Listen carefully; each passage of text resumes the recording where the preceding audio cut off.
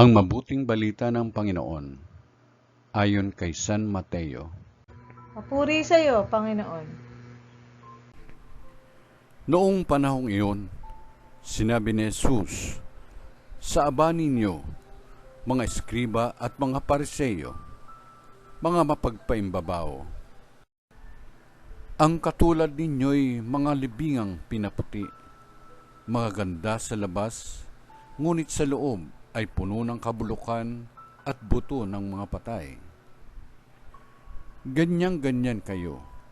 Sa paningin ng tao'y mabubuti kayo, ngunit ang totoo, punong-puno kayo ng pagpapaimbabaw at kasamaan.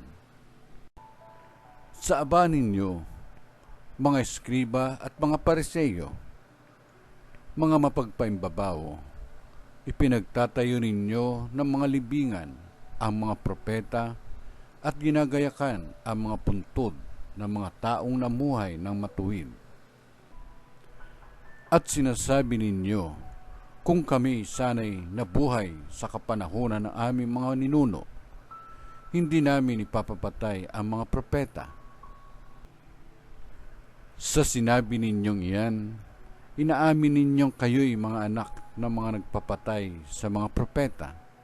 Sige, tapusin ninyo ang pinagsimulan ng inyong mga ninuno. Ang mabuting balita ng Panginoon. Pinupuri ka namin, Panginoong Kristo.